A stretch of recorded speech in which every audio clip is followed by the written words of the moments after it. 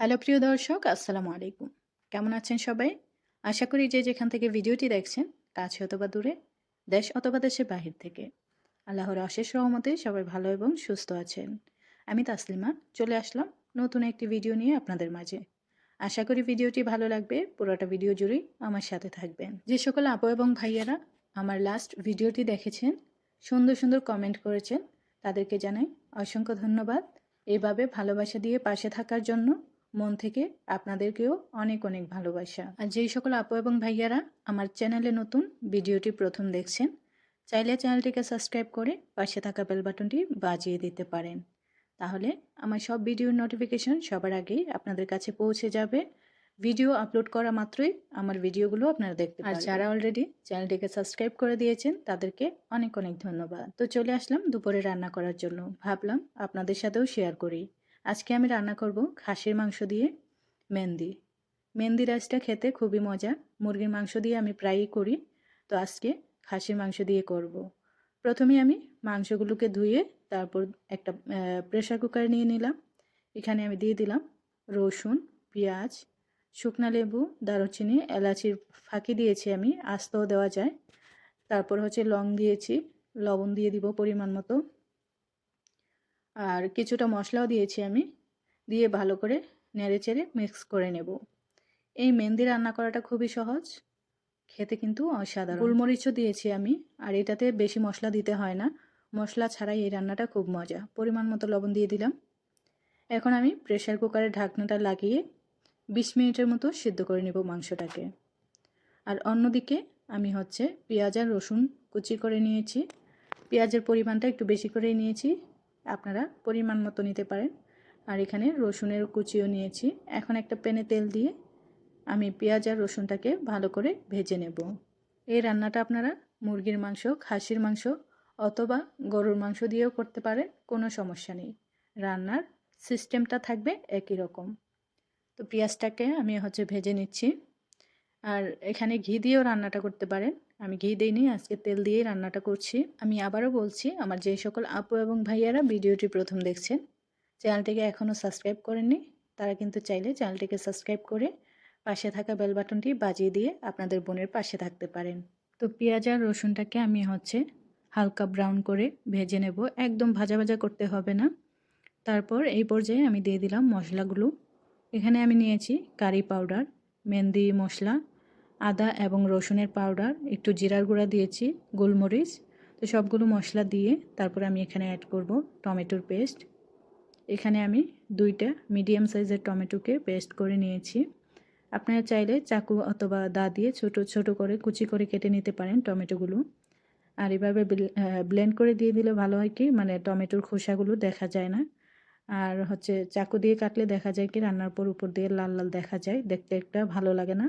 তার জন্য আমি সবসময় হচ্ছে ব্লেন্ডারে ব্লেন্ড করে দিয়ে দিই। তো টমেটোর পেস্ট দেওয়ার কারণে আমি এখানে কোনো পানি ব্যবহার করিনি। মশলাটাকে আমি হচ্ছে কষানোর জন্য ঢাকনা দিয়ে দিলাম। কিছুক্ষণ পর আমি হচ্ছে ভালো করে নেড়ে নেব। মশলা থেকে যখন হচ্ছে পানিটা, টমেটোর পানিটা একদম শুকিয়ে যাবে, এই পর্যায়ে আমি আগে থেকে ভিজিয়ে রাখা চাউল, যেটা আমি হচ্ছে 10 থেকে 15 মিনিট আগে ভালো করে ধুয়ে ভিজিয়ে রেখে দিয়েছিলাম, দেখেন চালগুলো একদম সাদা হয়ে গেছে ভিজে।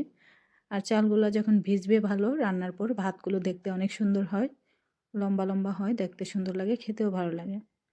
এই পর্যায়ে আমি চালগুলো দিয়ে দিলাম মশলার সাথে, দিয়ে ভালো করে মিক্স করে নেব। এই মেহেন্দি রাইসটা আমি মাঝে মধ্যেই রান্না করি বাসায়, বাসা সবাই খুব পছন্দ করে। তবে সবসময় আমি মুরগির মাংস দিয়ে রান্নাটা করি। তো আজকে ভাবলাম যে মানে খাসির মাংস দিয়ে রান্নাটা করব। তো মাংসটাকে কিন্তু আমি অন্যদিকে সেদ্ধ করতে দিয়েছি। আমার এই ভাতটা রান্না করতে কিন্তু মুরগির মাংস সেদ্ধ করা, মাংস সেদ্ধ করার যে পানিটা আছে সেটা লাগবে। তো এদিকে আমার কিন্তু মাংসটা একদম সিদ্ধ হয়ে গেছে। এখন আমি মাংসটাকে উঠিয়ে নেব। মাংসগুলো উঠিয়ে একটা পাত্রে রাখবো। তারপর আমি পানিগুলো ছেঁকে নেব।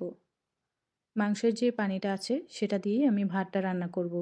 আর মাংসগুলো কিন্তু আমি হচ্ছে 20 মিনিটের মতো প্রেসার কুকারে রান্না করেছি। একদম মানে মিডিয়াম সফট হয়েছে। কারণ হচ্ছে আমি ভাতের উপর দিয়ে আবার মাংসগুলো রেখে দিলে ভাতটা যখন দমে থাকবে তখন আরও সিদ্ধ হয়ে যাবে। তার জন্য পুরাপুরি সিদ্ধ করিনি। তো মাংসগুলোকে আমি উঠিয়ে নিচ্ছি। মাংসগুলো দেখতে সাদা হলেও খেতে কিন্তু অনেক মজা ছিল। এভাবে সেদ্ধ করেই কিন্তু আরবিয়ানরা মাংস খায়। তবে দেখতে যেমনটা লাগছে খেতে কিন্তু তেমন না, খেতে অনেকই মজা হয়। এরকম মাংস সেদ্ধ করে খেতে খুব ভালো লাগে। তো যাই হোক, পানিটা আমি ছেঁকে নিয়েছি। আর মাংসটাকে পরে আমি ভাতের উপরে দিয়ে দিব। এখন আমি এই পানিটা দিয়ে ভাতটা রান্না করব। পানিটা যখন মাংস রান্না করবেন অথবা মুরগি পরিমাণ মতো দিবেন, যেন ভাতটা রান্না করতে পানিটা শর্ট না পড়ে। কারণ মাংসের পানিটা দিলেই কিন্তু ভাত রান্নাটা অনেক মজা হয়, ফ্লেভারটা বেড়ে যায়। তো আমি চালগুলোকে ভাজা ভাজা করে নিয়েছি। অনেকটাই নিচে পানি শুকিয়ে গেছে, চালটাকে ভাজা ভাজা করে নিয়েছি। এভাবে ভেজে নিলে চালটা ভাতগুলো অনেক সুন্দর হয়।